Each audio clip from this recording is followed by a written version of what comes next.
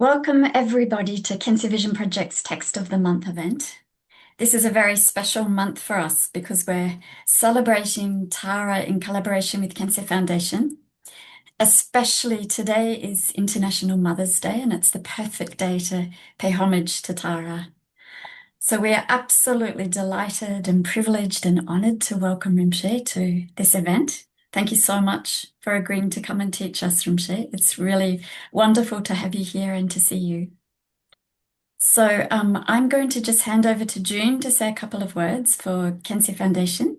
But warm welcome to everybody, and thanks so much for attending this event.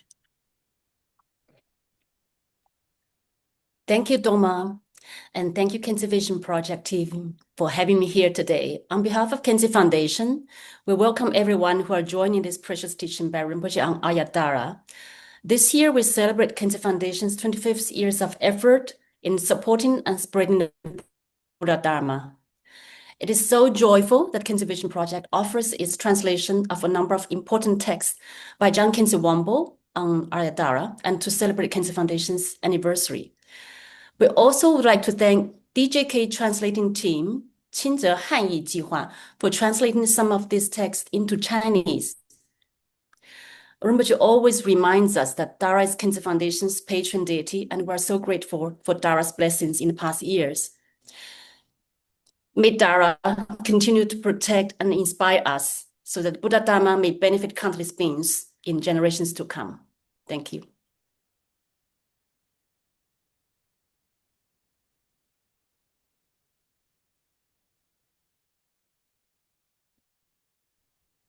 So Rinpoche, on behalf of everybody, Khyentse Vision Project, Khyentse Foundation, and all sentient beings, we request you to please turn the wheel of Dharma. Thank you so much.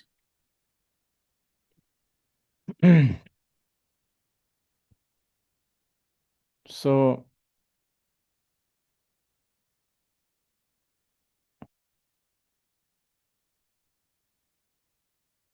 my thoughts are not organized these days. It may end up not becoming cohesive. But I guess most of the people who are here to listen, they're kind of used to my separatic and chaotic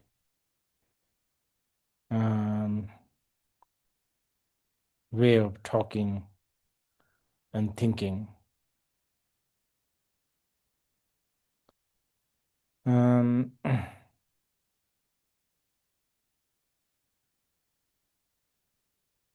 It's quite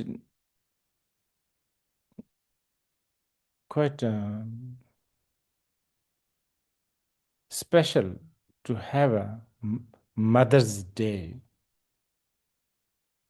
That is really, really, I don't know who ever thought about it. For Buddhist, and especially for the Mahayana people, we are supposedly thinking about mother sentient beings. So we think about the mother all the time.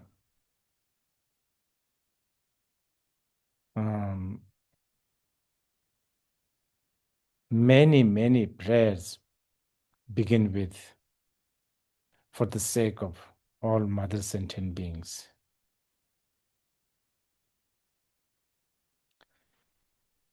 But today we are talking about different, it's the same mother, but also a different angle.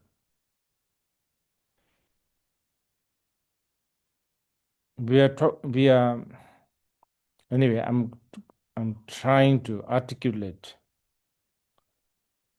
the principle or the, I don't know, phenomena or this thing called Tārā. And I don't, as you can see, I'm having difficulty in articulating, because everything what I say will end up sort of making Tara smaller, finite. I don't know, it's just, we human beings, we can only think and talk and, articulate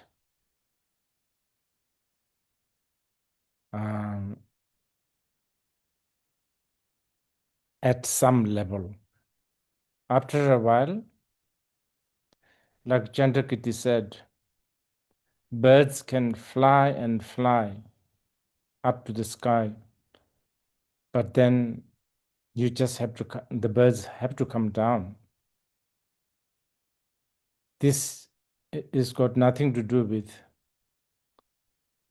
bird has reached to a limit of the space. That's why the birds are coming down. It's just there's no good enough wings, or there's no powerful wing birds have. So it's, exhaustion, not, inadequate, not powerful. So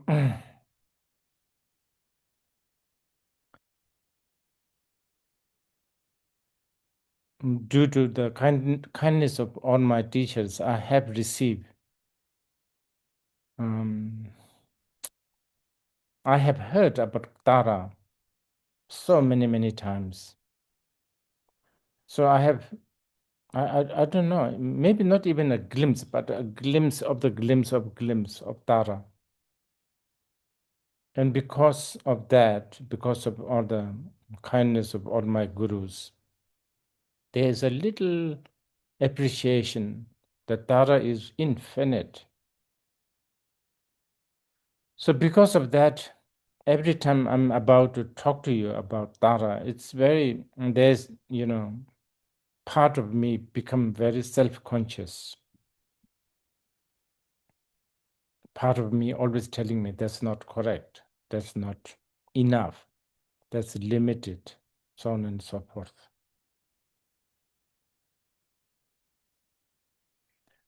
But still, we are supposedly a seeker of the truth, follower of the Shakyamuni Buddha. So even though we are very limited in every way, one thing we can do is long for this limitless. And this is something we can do, or at least begin to do. And there is an incredible, due to the,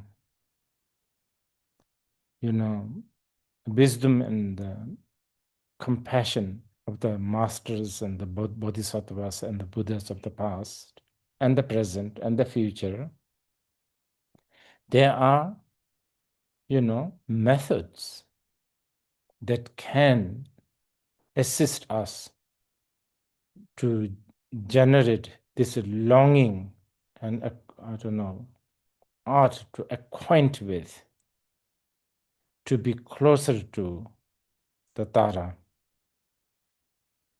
So from this angle, maybe I can say a few things. As Dharma and June was mentioning, when Khyentse Foundation was conceived, and knowing that we had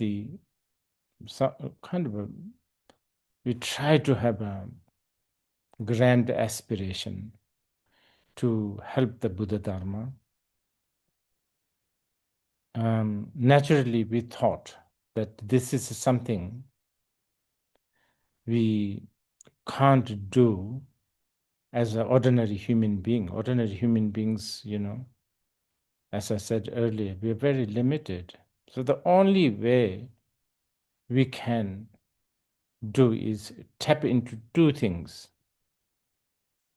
the compassion and the power and the wisdom of the Buddha, and the merit of all sentient beings. And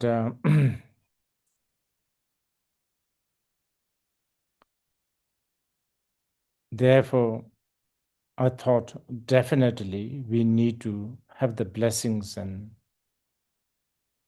I don't know, guidance of all the Buddhas. But again, coming back to limited sentient beings, we, the limited defiled beings, all Buddhas, all Bodhisattvas, that's something so abstract. And abstract is something that many times we human beings just don't know how to handle. Even though, abstract is also very useful, but sometimes abstract is, we prefer to have something concrete. So all Buddhas, it sounds good, sounds grand, sounds special, but many times for a defiled human beings like us, we need a specific hinge or a railing or a reference point. So then many days, I think I remember this quite well. It was under Bodhi tree during one of our prayer festival. I thought about a lot. I even consulted with some other my friends, lamas, rinpoches, thought about this. Who should we choose? I mean, it's kind of a, it's like choosing one part of the sky as a preferred sort of piece of sky. So, like choosing one bodhisattva or the Buddha in this case out of many Buddhas, equally, same thing. But as I said earlier, we always like to have some sort of a reference. So it took some time, but finally, also actually I consulted some oracles, believe it or not. So anyway, it all boiled down to Ārya Tārā.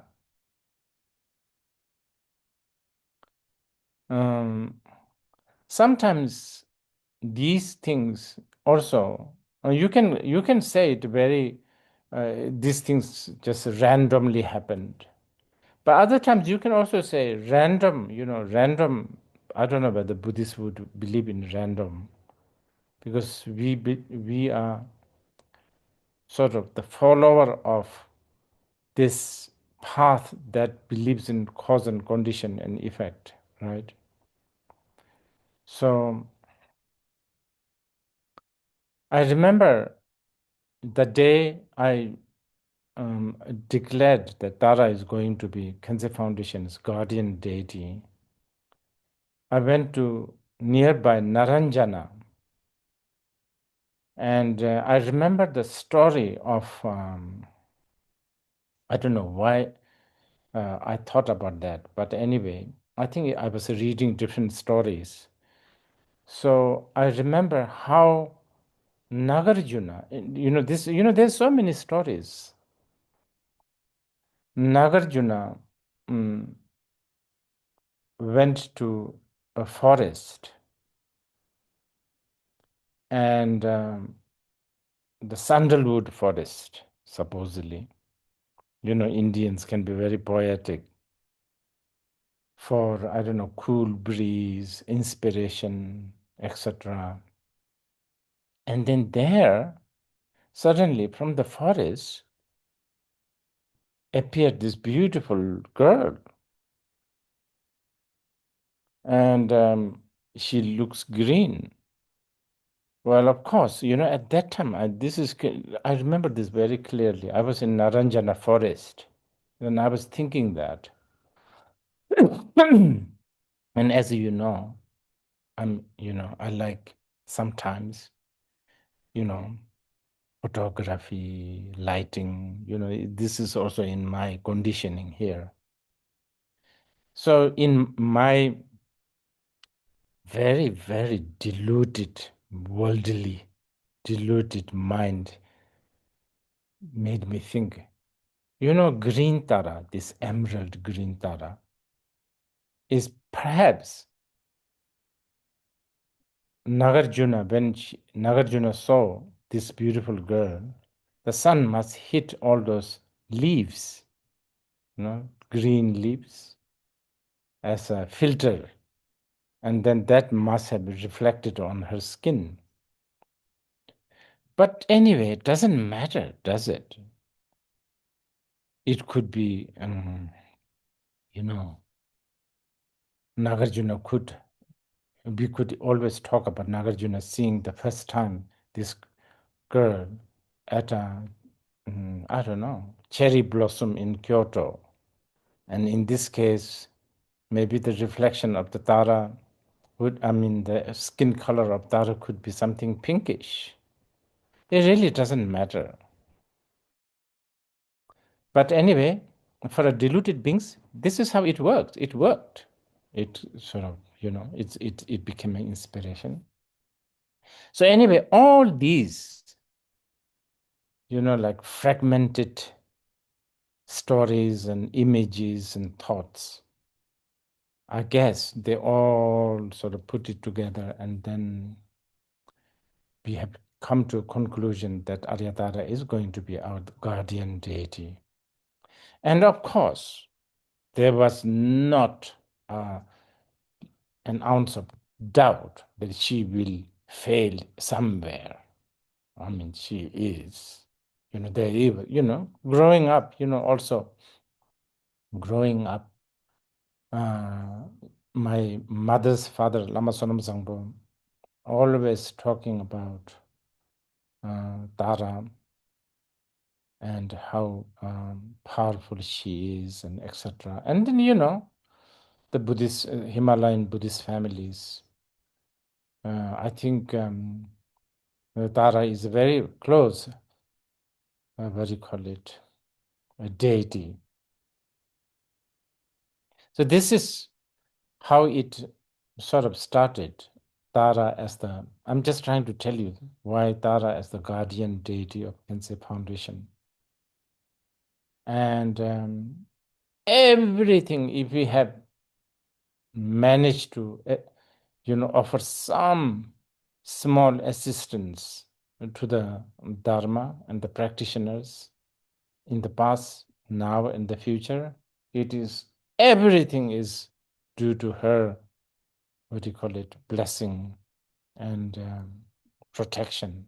This is actually something that I believe. Even though I pretend to act as a sometimes atheist, anarchist, and what do you call it? I don't know, extremist. There is part of me, I think I can be a very religious also, because that is a habitual pattern.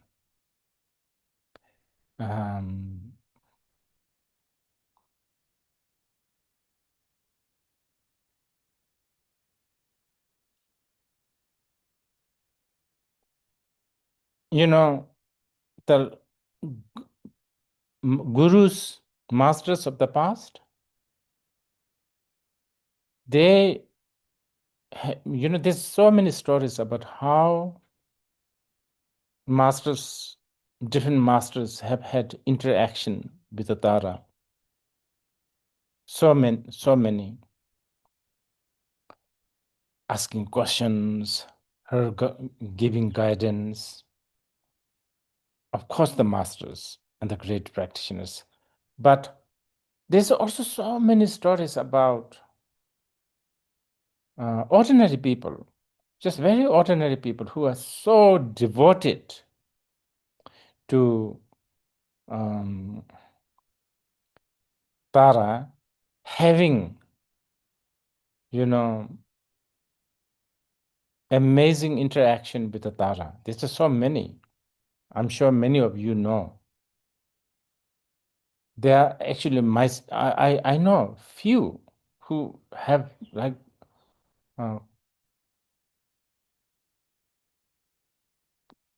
dreams of Tara.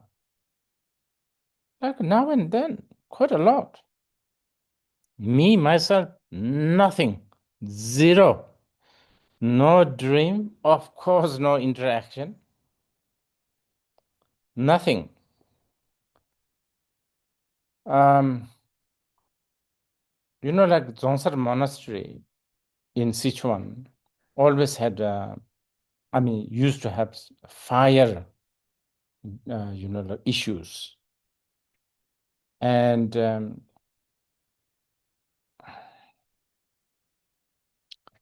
there's a Tara painting.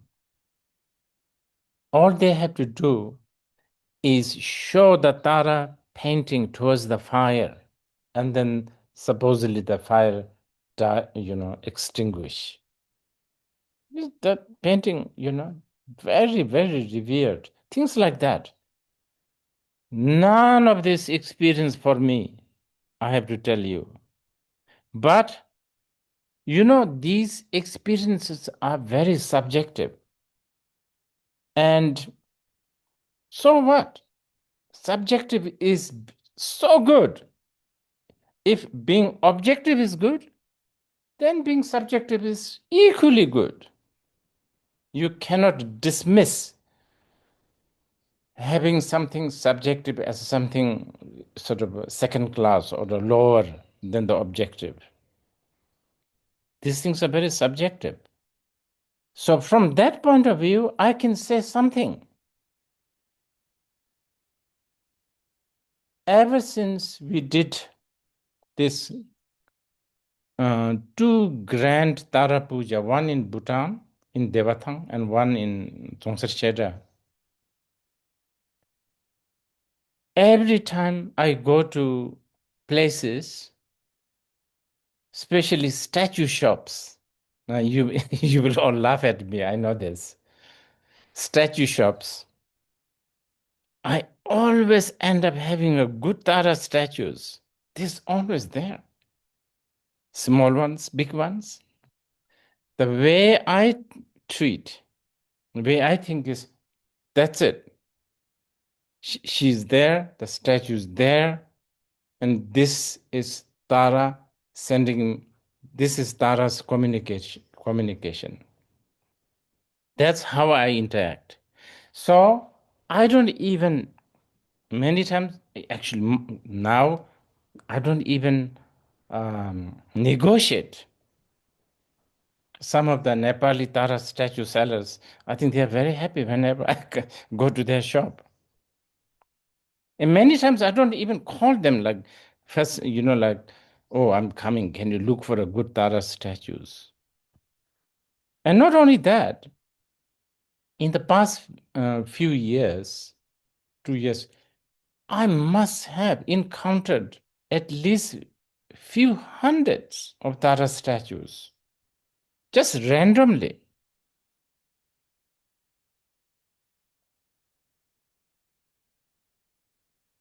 One time, I even found a beautiful Tara statue next to Louvre, Paris. There's all these antique shops, and she's just sitting there, and it's not even expensive.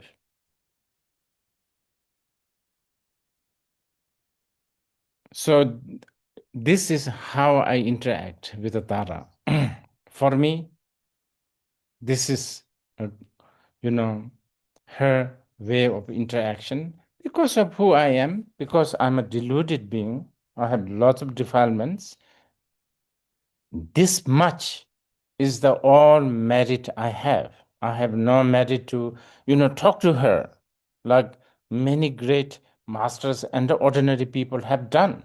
actually just like as a human being. And I have to be happy with it this much. And I'm sure if I keep on having this kind of, what do you call it, trust and this kind of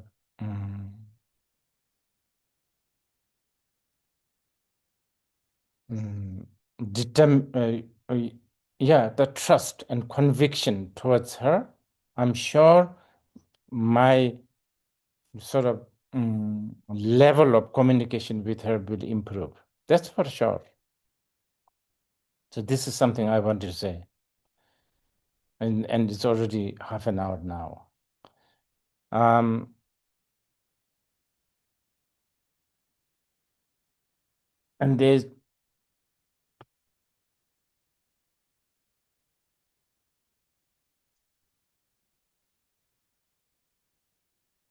I'm sure sometimes it's good to know what is Tara, who is Tara, all of that.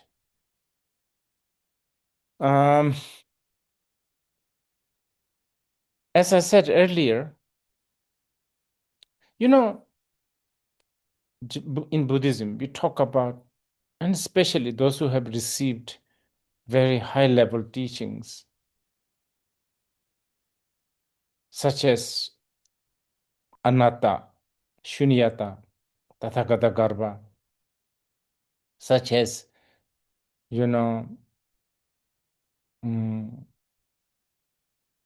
dharmakaya,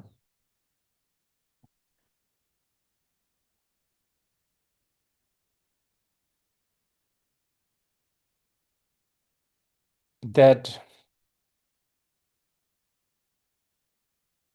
there is no such thing as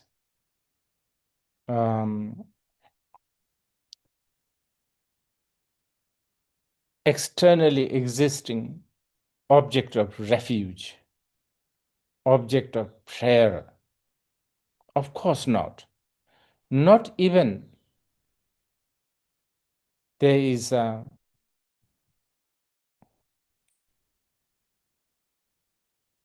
being, an agent, a person who does supplication.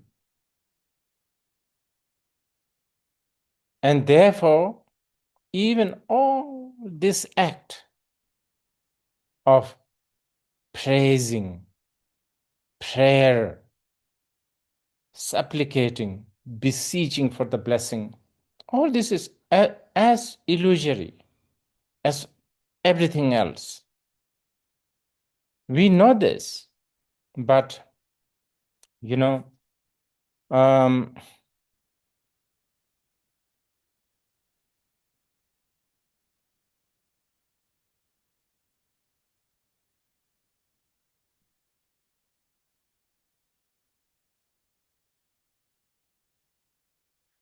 and then, of course,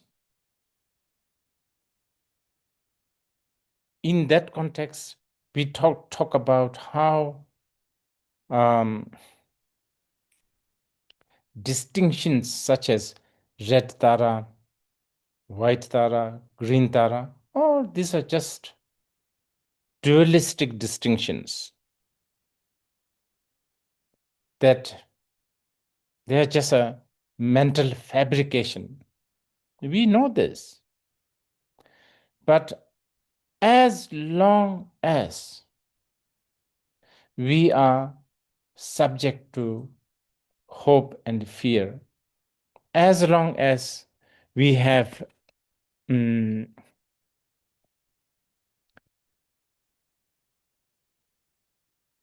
notions such as this is this, this is, and that is that, that is this is that, as long as we have distinctions, then all these red Tara, green Tara, white Tara, we will have, and we should have. It is very necessary. So because of that, we have varieties of Tārās. In fact, infinite varieties. But, as I said earlier, infinite, boundless things end up becoming too abstract for many of us. We need, what do they call it? Bite size, chewable, countable, referable, measurable references. And therefore, we have things like 21 Tārās, group of 21 Tārās, 8 Tārās, and so on and so forth. This is important that we do not forget. I think sometimes we cherish, most of the time we don't cherish, but even though there are few people who cherishes wisdom, we tend to deprive ourselves from something called method. Too much emphasis on wisdom.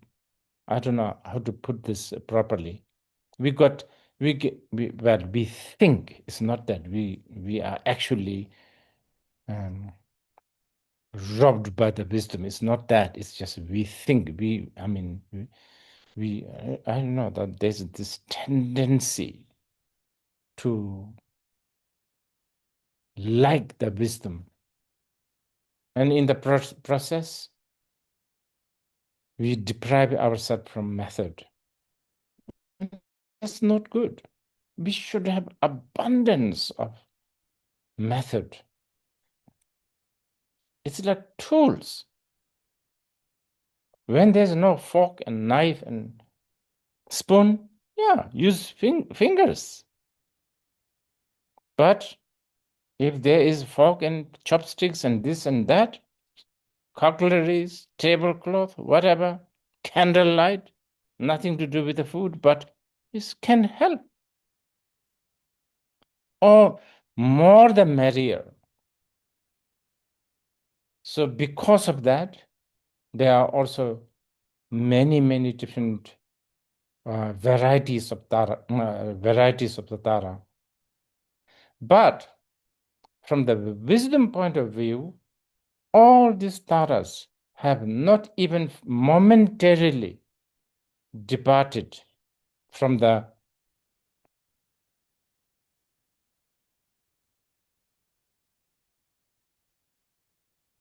sort of Tathagata base.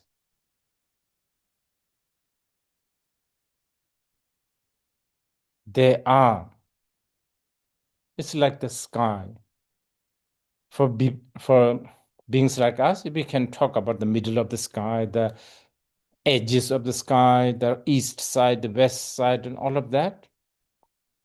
But no matter how we distinguish, they are always, they're not sort of corrupted by our distinctions. They have never moved from the state of the Buddha or the Tathagata, even for a momentarily. But as I said, we need method, and methods should really hit our being. It should really communicate our being. And us, we are so many varieties. No need to even go around talking about others. We ourselves, a single person. One morning, we are a happy person. Afternoon, we are not so happy. One moment we have one emotion. Next moment we have another emotion. just, compounded phenomena. So for us, we need all kinds of methods. There are too many informations. I don't know how to even tell you these things. Yes, if you ask me technical or academical questions like, where does Tara belong to? Is she a Nirmanakaya or a Sambhogakaya or a Dharmakaya? Then, green Tara, white Tara, all these 21 Tara, of course, it's easier to categorize them as a Nirmanakaya, meaning manifestation. They are manifestation. They are,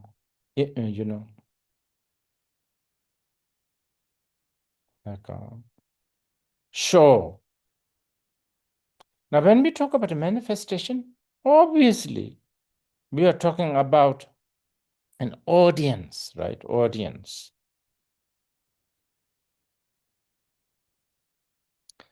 So, as the great Longchenpa talked about three kayas,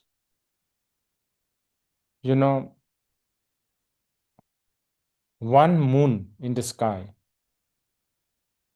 hundreds and hundreds of lakes on earth. Some lakes are covered by, I don't know, plants, trees. Some lakes, between some lakes and the moon, there are clouds hovering around. Other lakes, very clear, nothing in between the moon and the lake. The reflection reflects the moon. Without the moon having a specific intention to reflect or not reflect on a specific lake. This is how the manifestation of the Buddha manifests. So, stories like story, this is what I said, every time I use these words, it makes me feel not good. It's kind of self-conscious. Anyway, there's a story like Avalokiteshvara cried non-stop for the looking at sentient beings. And the great bodhisattvas such as Avalokiteshvara, everything what they do become, because this is their aspiration, that no matter what, like even a movement of their hand, a step taken, they have aspired that this will one way or another become a beneficial for sentient beings. So there's a story that Avalokiteshvara transformed his tears, where many great poets, they said they become emerald. And then this is the Tara, so on and so forth. So, the Chinese who refers Avalokiteshvara as a Kuan Yin, it really makes sense. Really, really incredible sense. I have actually developed a specific, special, I don't know, admiration and I don't know, enchant. I have getting so enchanted by Kuan Yin. This few, it has started.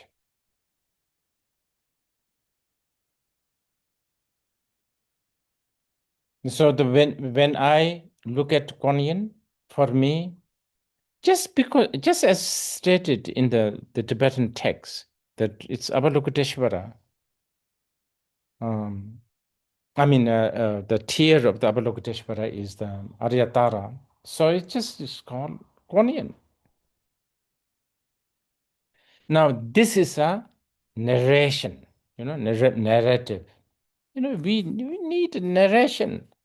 We human beings, that's the only way. In the non-verbal, unthinkable, unfathomable. A few days ago, I was in Nepal and I was talking about Manjushri, and it's the same thing here: unfathomable, unimaginable. It's just can't communicate, right, with that. So yes, we have Tara.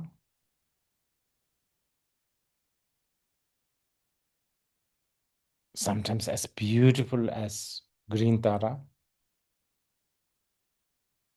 as very seductive as the red Tara, as very, what do you call it? Full and, I don't know, not lacking. Just so rich as the yellow Tara. And as very soothing and cleansing and uplifting as white Tara. And then also not just, in peaceful form. Some of the Taras most wrathful. Now, all these manifestations are necessary as long as you and I can't get rid of thinking like this is that is this, 1 is 1, 2 is 2, 3 is 3. As long as we have those distinctions, we will need all these.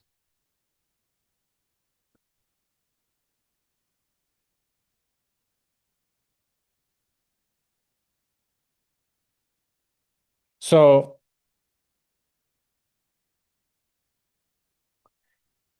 not depriving ourselves from method.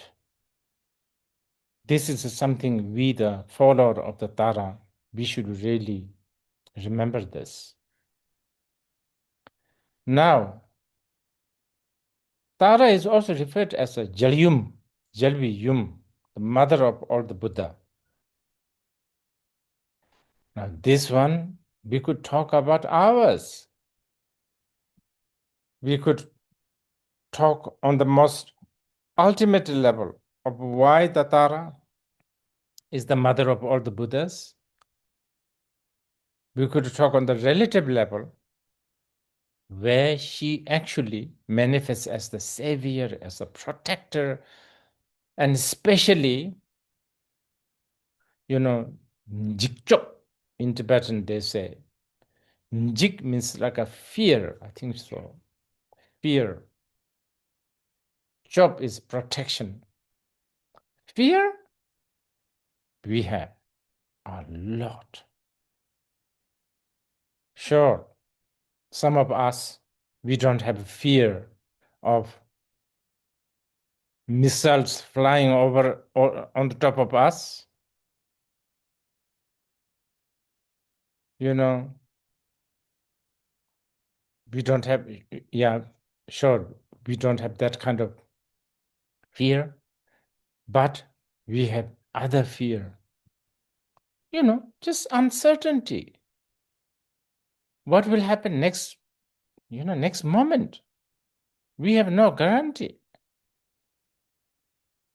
Anytime something can go wrong. We know this. There's that. And then, I don't know what generation I belong to. But then there's what? Generation Z. And then now there's a generation Alpha. These generation Alpha, looks like they have a totally different kind of, fear. Because now algorithms end up dictating. I mean, of course, dictating what you shop and where you go, etc., etc. That's small, right? But looks like the algorithms are actually dictating, defining your identity. And so this like constant, like need to reaffirm our identity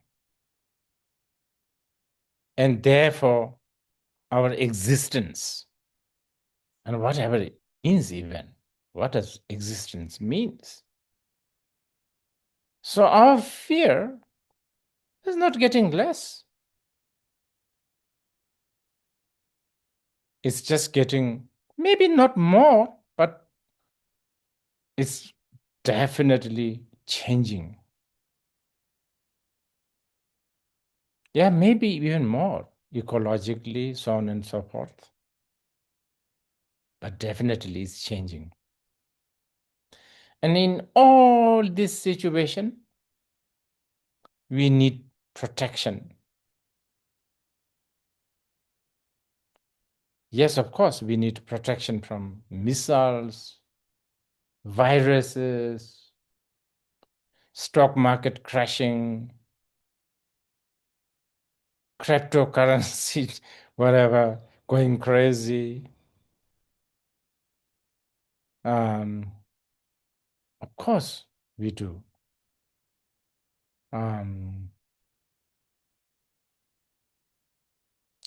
But we need protection from, like, I don't know,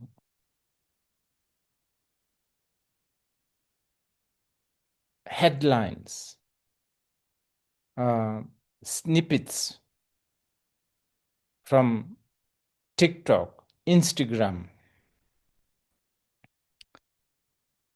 I mean, not so much not so much of the TikTok or whatever, but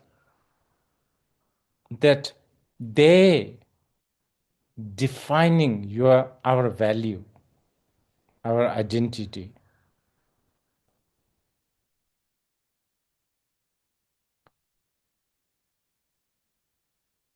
So who else can give us this protection but Mother Tara? Now, in this case, the Mother Tara I'm talking about is our basic goodness, otherwise known as Prajñāpāramitā.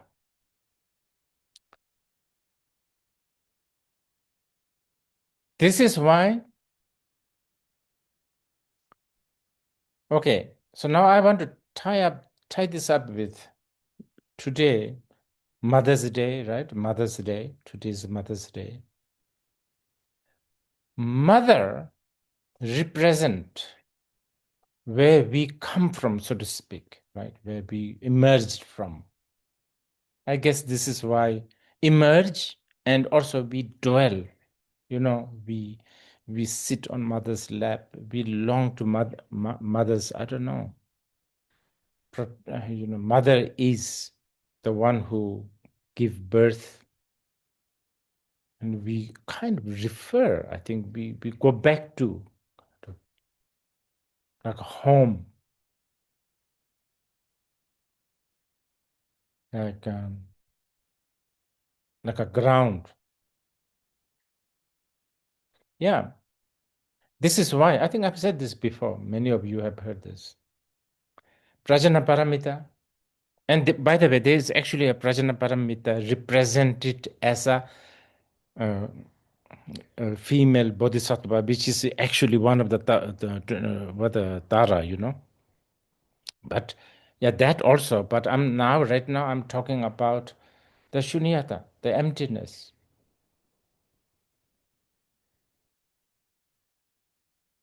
So this is why Lord Maitreya said, and I'm not going to go through all that, but what a beautiful line.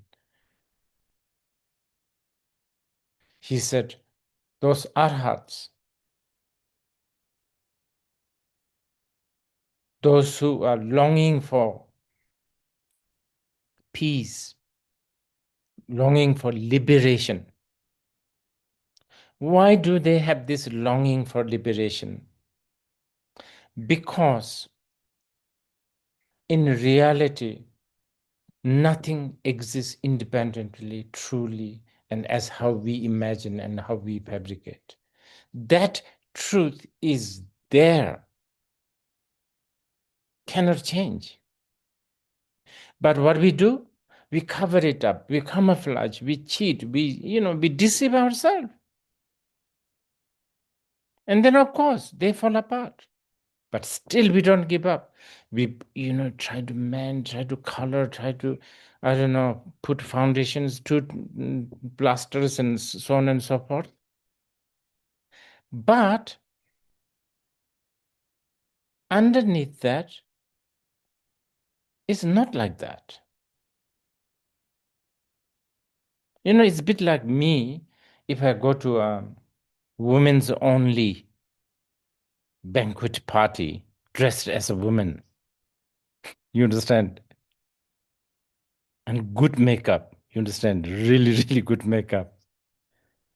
But part of me will always feel like, I bet, I should go into the banquet, do whatever I need to do, and get the hell out.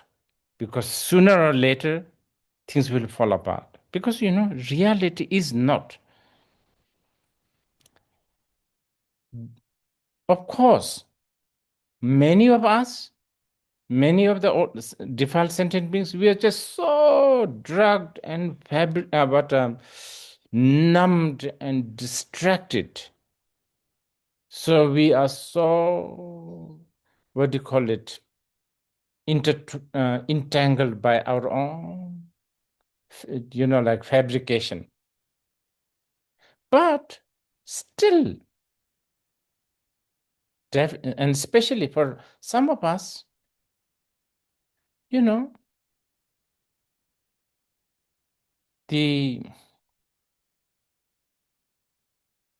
non-existence of the shunyata, the mother, what do they call it? In English, there's a really good, I forgot now, destiny calling or something. There's a calling, I think, calling. So yeah, the arhats, arhats feel sad when they look at the worldly life. And this sadness, this wishing to renounce the world, comes from what? This mother, Tara.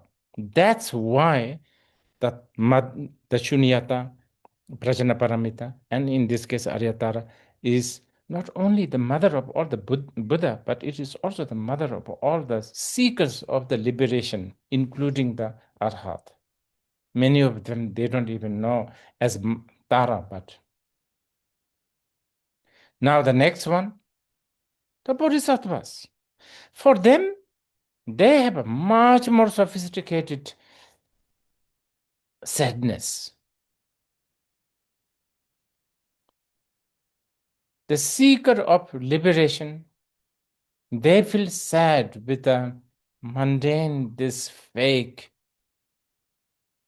world.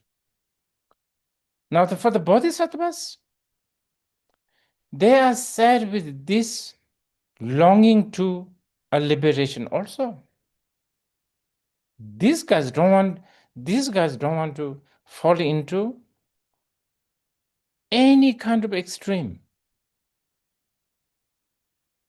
Tha is the Tibetan word. edge, I don't know, edge or the boundary or extreme maybe. The bodhisattvas don't want to, bodhisattva feels sad with all kinds of, edge, extreme.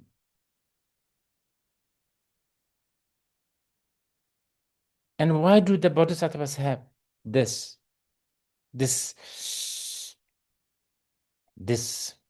just not trusting the edges, not trusting the, I don't know, like decided values? I don't know. Only, because of the fact that everything is shunyat. And because of that, even those who wish to free from not only samsara, but also even from the nirvana, one should rely on Tārā. Now, of course, here, a lot of you listeners, I know, I mean, I am one of you, defiled, totally ignorant, still very attached to the worldly life. Of course. And some of our, worry are, relatively speaking, valid. Like, I don't know, if you have a joint pain, it's kind of valid. But if you have this fear that due to the shortage of gas, maybe the World Cup may get cancelled, that's sort of ridiculous, right? For many of you, but some people have this. Stupid. Some of you may think this is so stupid, but others may not agree with you, by the way. I should point that out. All kinds of fears we all have. And they are all, even for them, we should not think, oh, can't really pray for the, what do you call it? Stock market not crashing to Tārā. That's a bit too much. Don't think that. You should, especially those who are here doing business, running restaurant, I don't know, running massage parlor, art studios, I don't know, or those who have sickness, those who are, I dare say, even those who go to Hong Kong Jockey Club tonight.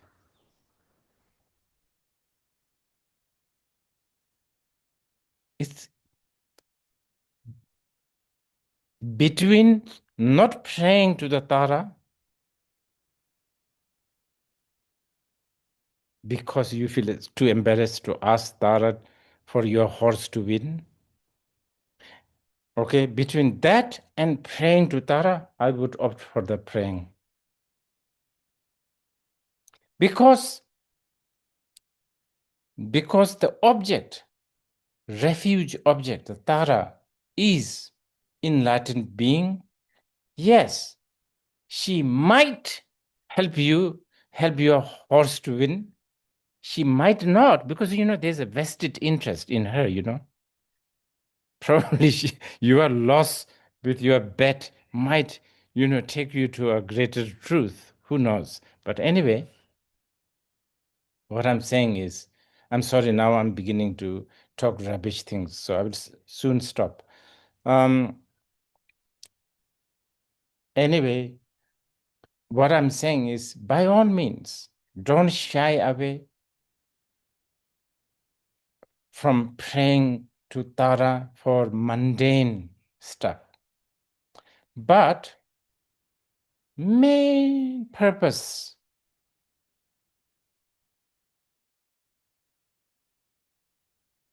for the prayer and aspiration is to actually, now this is important, you listen to this. Main purpose of praying to Tara is to become her. That's it. To become her.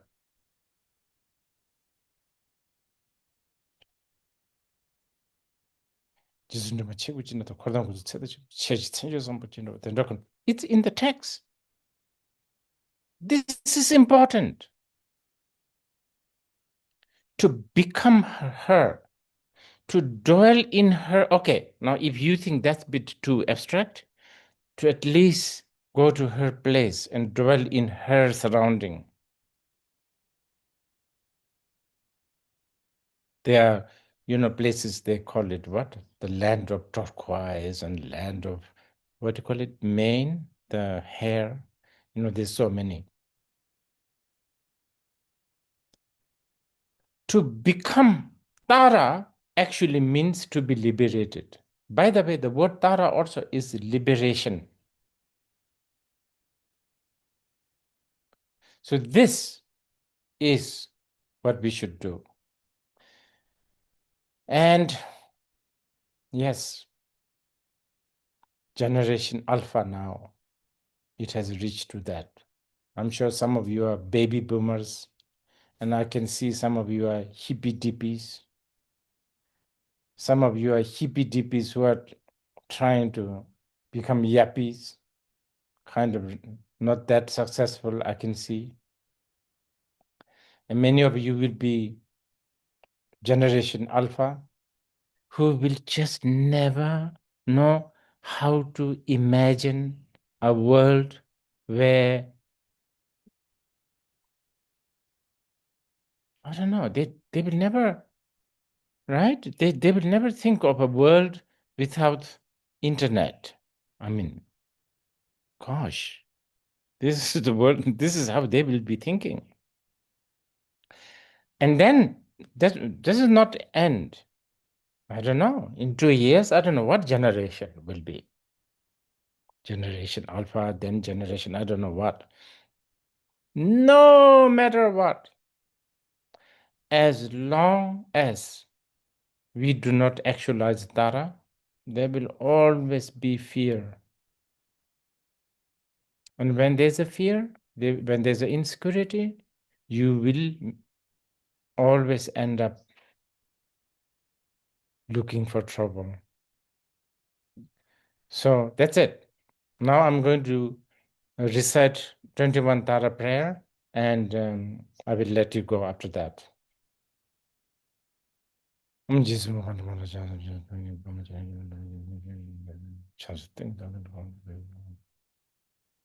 창사 성호지는 집에 미자는 미진 버서는 그러죠. 서바스는 주님 창사 대신이 입에서 사는 저 대단처럼 나오지는 미자는 롱라는 와 주시면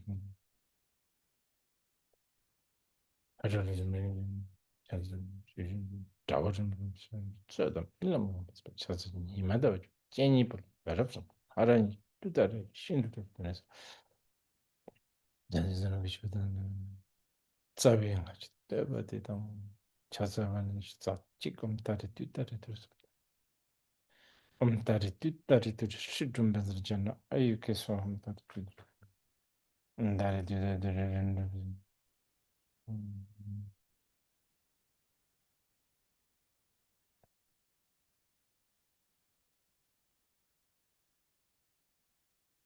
I think that's it. Is Drema there? Yes, Rinpoche, I'm here. I'm here. Thank you so, so much. I was just wondering, do you have time for a couple of questions? All your questions are answered. There's a couple more that came in. Is it possible to Okay. ask you a couple more? Ask 3. 3 questions. Thank you, Rinpoche. Rinpoche, on this Mother's Day, do you have any advice for mothers in particular?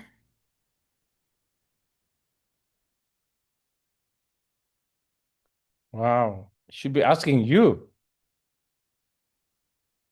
You mothers should be giving this answer. Um,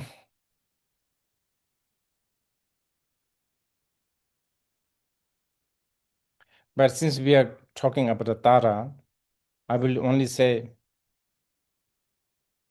actually, yes, maintenance of the children, leading them. You have to lead, right? Even though we ourselves have managed to make our own world very complicated. And we have come up with stuff like schooling, education. But what do we do now? We are stuck with this net, this system. So I guess you can pray to Tara so that you will not be too drunk with a specific system that this will be the answer for the children. We don't know. Yeah, maybe education, whatever we have, maybe an extra lesson of, I don't know, violin, all kinds of things. Maybe good to be tiger mother, maybe good to be rabbit mother. I know, as in, like not tiger mother. I can't really make a decision. Tiger mother, not good. I don't think we can do that. Because you are supposed to, you of course have a love. You really want the children to grow up so that they will have some sort of equipment to find their own way, at least that much. Once you give them the equipment, and then if they want to go to Mars to cook an egg, that's their karma now, what to do.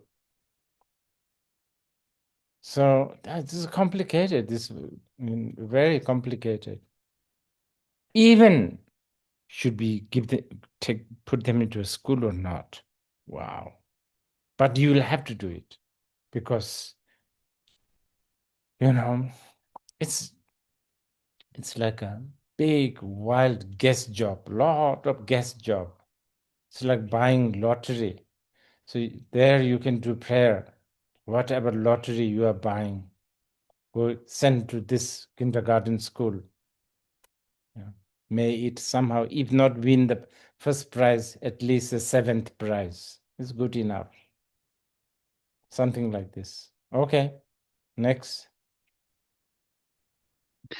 Rinpoche, at Khyentse Vision Project and Khyentse Foundation in general, we're coming from a place of connection with Jami Khyentse Wangpo and the Khyentse lineage. Can you speak at all to the special connection that exists maybe between Jami Khyentse Wangpo and the Khyentse lineage and Tara?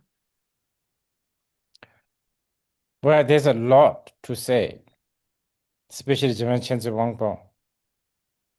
He's probably safe to say the first ever Terton who introduced big time Anu Yoga Tantra, or sort of very high Yoga Tantra Tara. In fact, when he discovered Chime Pama Nyingtik, there was a bit of a controversy, I'm just mentioning this because it proves that there is this much passion and trust towards the Tara. And I don't know whether you can appreciate this because, Tibetan is kind of a very male-domineering, male chauvinist society, and especially, lamas, they're always in the monastery, so that's big. That's really, really big. And not only Chime Pama Nyingtik, there's just so many other, like the version of the Tārā, I guess.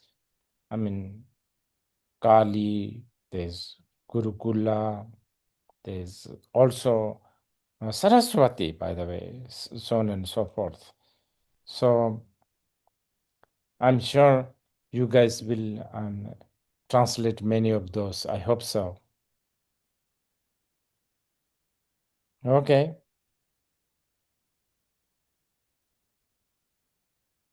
Last one, Rinpoche. One more. One more. It's said that Tara's compassion is especially swift. So when we pray to Tara to help us, especially from even worldly fears and issues, how is that different from praying to Gurumshe or Avalokiteshvara or anyone else? Does it have some kind of difference in terms of how it impacts our own channels or mind, or how is her compassion so swift? All human conditioning, even between father and the mother, children seems to sort of, I don't know, talk to the mother. I don't know. Generally, I'm talking about all human condition. I'm sure it is changing also. Who knows? But till, now, the mother, I don't know, the mother, someone to talk to, someone to, I don't know, like complain, someone to, what do you call it? Whine, someone to, I don't know, surrender. And also, sort of the known kind of phenomena, the mother responses. And then there are things that the only mother can do, right? So stuff like this is a human tendril, I think. Plus the shunyata. That one, you cannot delete that one. Okay. Rinpoche, thank you so much for teaching us. It was such a joy to have you here. And I really pray that through Tara's blessings, your life may be long and firm and all of your activities continue to flourish to their ultimate extent without any hindrance. Thank you so much. And I also wish that all you translators, all the editors, all the sponsors, all the volunteers, all the communicators, all the technicians, that you will all live long, healthy, creative, so that you can slave the Dharma more. Thank you. Okay. Rinpoche, we just have some dedication prayers that we'll do.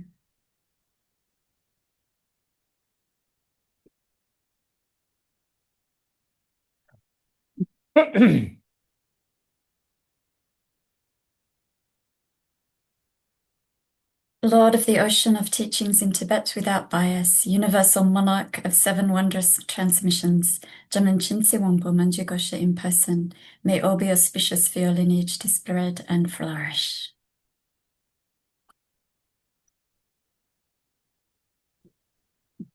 雪域丽美教法海之主，昔有七口传之转轮王，真实文殊亲则望波尊，愿如法脉广弘遍己相。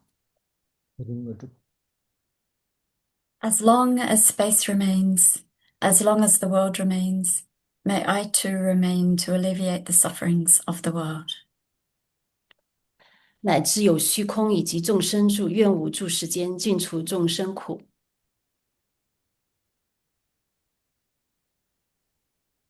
Thank you so much, Rinpoche. And thank you so much, everybody, for attending this precious, precious event. Thank you so much, especially to Khyentse Foundation. Khyentse Vision Project is totally indebted to Khyentse Foundation for their support and for everybody who supports Khyentse Foundation and all of Rinpoche's activity.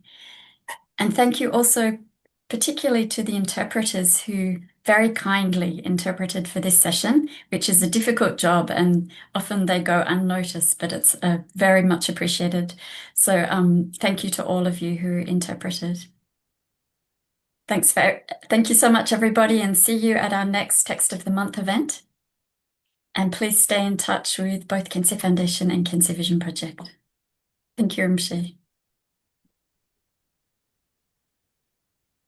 Thank you. Thank you so much. Thank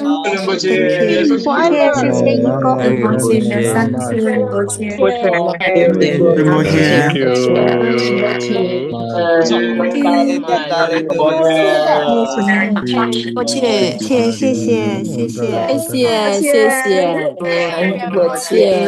Thank you, Rinpoche.